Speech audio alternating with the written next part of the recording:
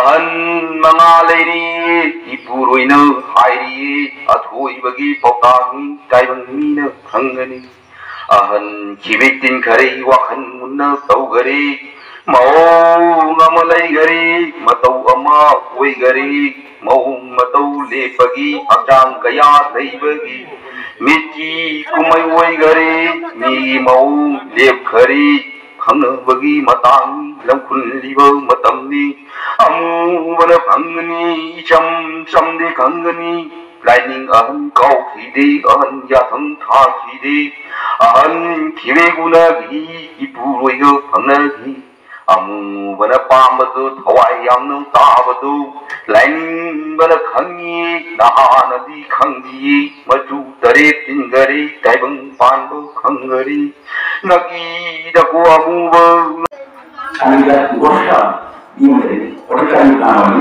gosa ini mana mana juga saya pun sih juga ada saya pun juga mana pun juga bawa itu dari orang itu awal ini mana dia saya terus berani karena mana orang lagi ini baru nanti lepas itu sih nanti hari hari sih sih makan deh masih dulu saya masih ini perubahan nanti panggil kemenangan tanpa ini. Alam mana mungkin 1729 dah, nanti walaupun saya iklan itu sudah. Panggil mana? Dari pihak mereka Haram.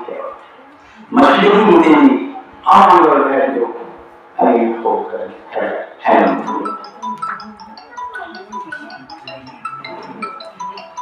Karena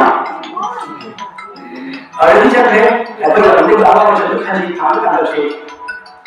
Hari ini orang kita apa?